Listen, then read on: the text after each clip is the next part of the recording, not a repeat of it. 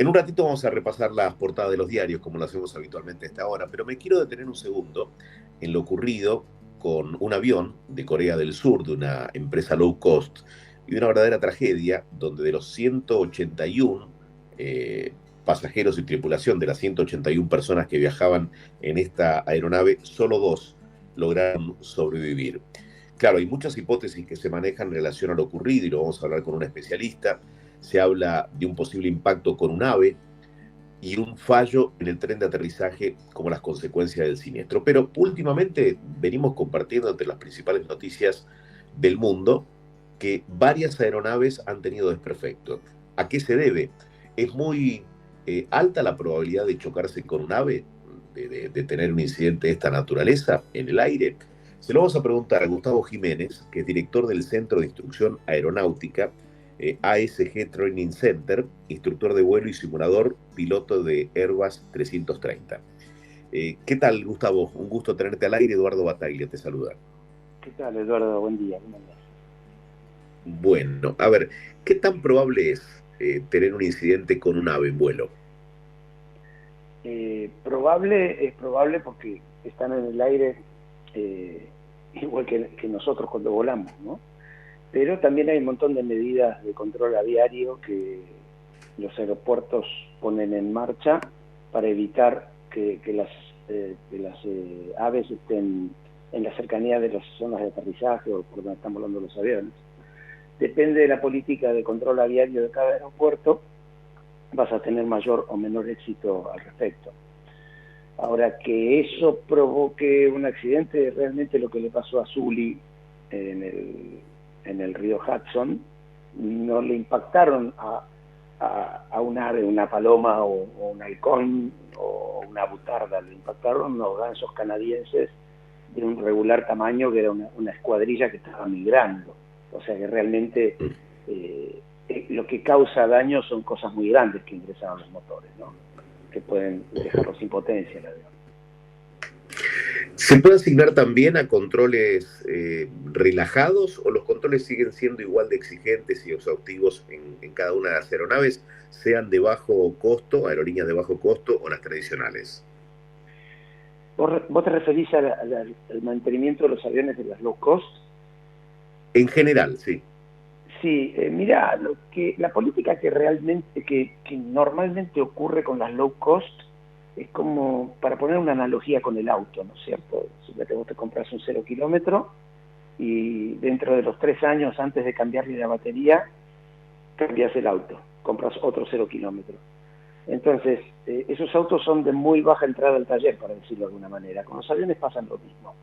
A medida que un avión empieza a tener uso y empieza a tener que entrar en etapas de mantenimiento que son cada vez más caras.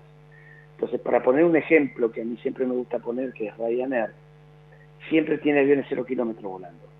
Siempre se deshace del avión que tiene determinada antigüedad y compra aviones nuevos. O sea, arrancan con un gran capital y los renuevan. Entonces, de esa manera evitan tener que ir muchas veces al taller. No sé si para que quede claro, ¿no es cierto? Lo que pasa es que los aviones Es bueno el tienen, ejemplo. claro, los aviones tienen un mantenimiento preventivo. A medida que empiezan a envejecer, hay que cambiarle piezas sin que se rompan. Y eso empieza a ser cada vez más caro a medida que el avión se pone cada vez más viejo. O sea, es bastante más exigente que lo que sería un vehículo, ¿verdad? Pero el ejemplo sirve, más o menos pasa por ahí la cosa. Lo que es una mala combinación Bien. es una línea aérea low cost con aviones viejos. Esa es una muy mala combinación. A ver, profundizame un poco esto último.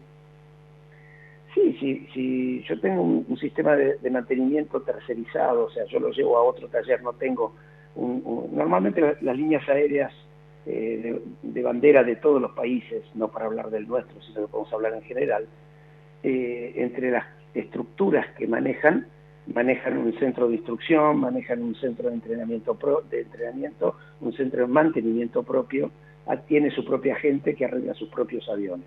Entonces eso en el uso intensivo de aviones hace que sea un costo mayor en general, pero no están renovando aviones y depende del tipo de flota que tiene. Las líneas aéreas low cost, la tendencia es, como te dije antes, en comprar aviones nuevos. Si vos fundás una línea aérea low cost y no usás aviones nuevos, vas a tener serios problemas de mantenimiento y un costo muy alto. Yo no tengo datos de ninguna empresa en particular, pero eso es, digamos, por definición lo que te puedo poner sobre la mesa, ¿no es cierto? Uh-huh. Con respecto a otro incidente, porque, bueno, entre las cosas que podemos mencionar, y lo hemos dicho en las últimas horas, un avión de Air Canadá que sufrió un accidente en la noche del sábado al aterrizar de emergencia en el aeropuerto internacional de Canadá por un error en su tren de aterrizaje. Después, un incidente que te lo he reportado, que tiene que ver con gritos del control aéreo en el tráfico de Los Ángeles, a un avión en el que se escuchaba que una de las órdenes era pará, porque en el despegue podría haber chocado con otra aeronave. Esto es común y quizás antes no llegaba a difundirse, a comunicarse, y ahora sí. Bueno, el pará es bastante interesante. O sea, lo que tenemos ahí a la vista es la manera en que funcionan los sistemas de prevención. O sea, ese avión no estuvo a punto de chocar con un avión que estaba despegando. O sea, se lo ve muy cerca cuando uno lo toma con un teleobjetivo, pero lo que sí yo puedo ver en ese incidente en particular es que el sistema de control de tierra pudo intervenir ante una aparente distracción o una aparente, todo es aparente porque acá no sabemos nada, hasta que no se investigan estas cosas, aparente distracción de la tripulación. El sistema de control dijo stop, que se repiten las cosas para que sea de acción inmediata. O sea, es una fraseología que se utiliza ante una necesidad inmediata. Por ejemplo, estás volando y te dicen, vire por derecha, vire por derecha, vire por derecha. O cuando uno se declara en emergencia, dicen Mayday, Mayday, Mayday. Es para que todo el mundo reaccione de manera instantánea. El sistema de prevención funcionó perfectamente, por eso no hubo problemas. El avión paró antes de cruzar la pista. Los aeropuertos tienen diferentes frecuencias de comunicaciones. En la zona de rodaje y de circulación en tierra de los aviones se trabaja con una frecuencia de rodaje. El avión que estaba despegando estaba con una frecuencia de torre, no de rodaje. Cuando el avión ya está por despegar, te cambian a otra frecuencia. A veces en ese intercambio de una frecuencia a la otra puede haber alguna información o alguna orden que se le ha dado al avión que se pierda. Pero el control que toma el control de ese avión reacciona en forma inmediata porque está muy atento al movimiento cercano a las pistas. El avión que despega está en una frecuencia, está rodando en otra. Y cuando se acerca a una pista de despegue, toma la frecuencia de la torre, así están todos en la misma... No sé si se entiende el tema de la frecuencia, ¿no? Es como un canal de comunicación. Bien. Gustavo, entre los mensajes de nuestros oyentes, y esto se ha escuchado mucho en los últimos días, la pregunta es, ¿por qué tantos accidentes de repente? ¿Esto es así? ¿Hay más hechos de esta naturaleza o no? ¿O es una sensación? Evidentemente hay una acumulación de incidentes y accidentes que ha ocurrido en este mes que es de locos. O sea, la estadística muestra que siempre hay una disminución por el excelente trabajo de prevención que se hace en la aviación, siempre hay una disminución en la tasa de accidentes. Actualmente esa tasa de accidentes está en un 0,08 posibilidades de tener un accidente fatal en 1.000.000 de despegues. O sea, la tasa es bajísima. Que esto se haya acumulado para mí es producto de la casualidad, entre comillas, ¿viste? No sé, la humanidad tiene estas cosas que ocurren de esta manera, random, pero tal vez ocurren todas juntas. El accidente del Korean Air, ahí hay un problema muy tremendo, no importa por la razón que haya llegado a salirse de pista con el tren arriba ese avión. Pero al final de la pista, la antena del sistema de aterrizaje estaba sobre un talud. O sea, no era una zona... ¿sí? Por ejemplo, para que lo veas en Aeroparque, cuando venís por la zona, digamos, del norte del aeropuerto, que venís entrando por La Pampa, vas a ver que hay como unas luces en tierra, o si vas por el otro lado, del lado sur, vas a ver que hay unas antenas. Todas esas antenas y todas esas construcciones están al ras del piso. Cualquier avión que ingrese a ese lugar porque no pudo frenar por la razón que sea, se enrieda entre las antenas y no se produce el tremendo impacto que tiene este avión cuando choca con un talud de tierra. O sea, es un problema de mala construcción de ese sistema en particular.